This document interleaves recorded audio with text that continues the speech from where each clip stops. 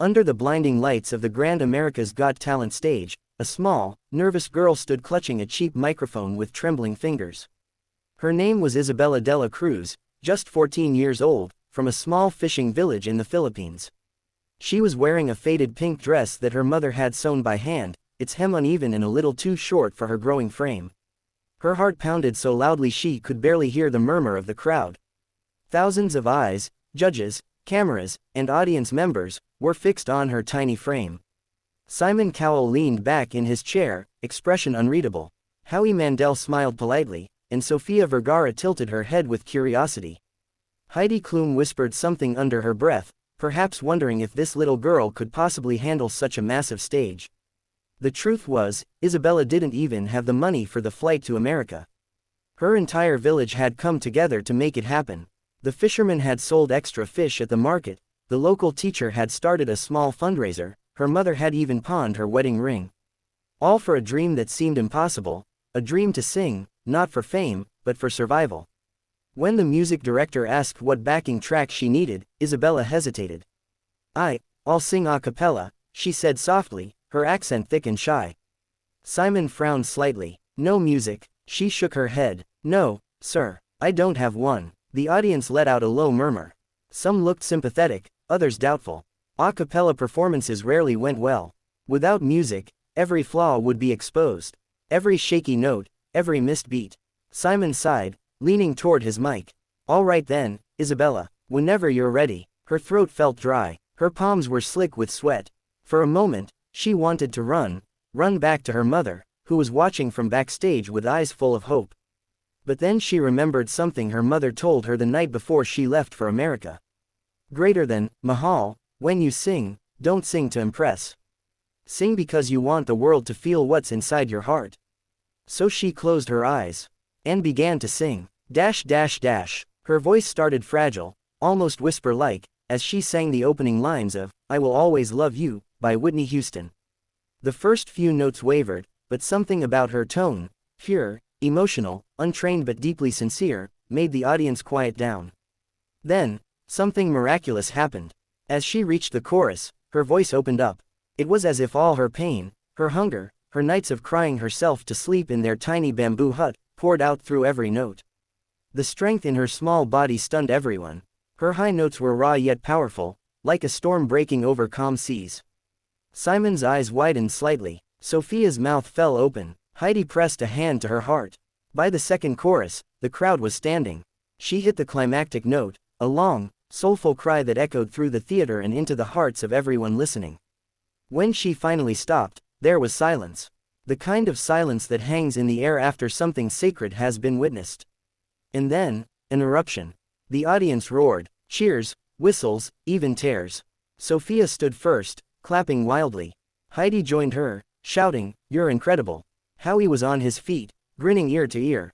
Simon, the hardest one to move, simply leaned back, arms crossed, his lips twitching into a small smile. When the cheers finally died down, Simon leaned forward and spoke into the mic. Isabella, I have to be honest with you, he said.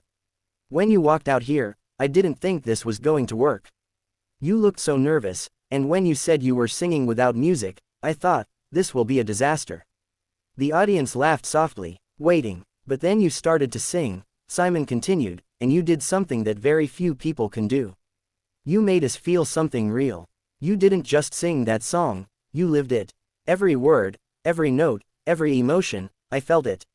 Tears welled up in Isabella's eyes. Her mother, backstage, covered her mouth as tears streamed down her cheeks.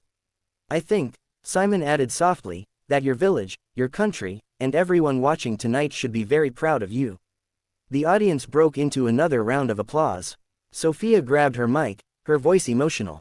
You remind me of why this show exists. To find people like you, people with talent, heart, and a story that moves the world. Howie chimed in, smiling warmly. You just proved that it doesn't matter where you come from, or what you have. What matters is your heart. And yours is huge. Heidi nodded, adding, you are an angel, Isabella. A real angel. Simon glanced at the other judges, then back at Isabella.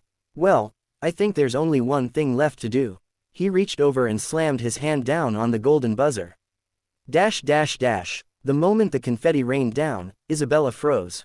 Gold paper fluttered around her like falling stars, and the crowd exploded with cheers. Her knees gave out, and she dropped to the stage, sobbing uncontrollably. Her mother ran out from backstage, tears streaming, and hugged her daughter tightly. Simon stood up and applauded, a rare sight. That, he said, shaking his head in disbelief, was perfection. The host, Terry Crews, knelt beside Isabella, grinning. "How does it feel, young lady?" Through tears, Isabella whispered, "It's for my mama, and my village. For the Philippines." The crowd chanted her name. Isabella, Isabella, Isabella, dash dash dash. After the show, Isabella's story spread across the internet like wildfire. The clip of her performance hit 10 million views in just 24 hours. People around the world were captivated, not just by her voice, but by her story. The girl who came from nothing, who sang without music, who made the hardest judge in the world emotional. News channels called her the golden voice from the islands. Celebrities shared her video. Fans donated money to help her family rebuild their home. Even the president of the Philippines sent her a congratulatory message, saying she had brought pride and light to the nation. But while the world celebrated her, Isabella stayed humble. In interviews, she spoke softly, always mentioning her mother and her village. "They believed in me when I didn't believe in myself," she'd say. "I just wanted to make them proud." Dash dash dash. Weeks later, she returned to the AGT stage for the semifinals. This time, she wore a simple white dress, donated by a designer who had seen her story online. She looked more confident, but her eyes still carried that same gentle soul. Before her performance, Simon asked, "You ready to make the world cry again?" She smiled shyly. "I'll try my best, sir." This time, she sang, "You Raise Me Up." As her voice soared through the arena, people in the audience wiped tears from their eyes. The camera zoomed in on Simon, his eyes were glistening. Even he couldn't hide it anymore. By the final chorus, the entire theater stood. Some were sobbing openly. It wasn't just her voice, it was the way she made people feel. She reminded them of hope, of struggle, of love that transcends hardship. When she finished, Simon stood up slowly, clapping. "You're not just a singer, Isabella. You're a miracle." Dash dash dash. In the finale, Isabella faced some of the biggest acts in the world, magicians, dancers, powerhouse singers with professional training.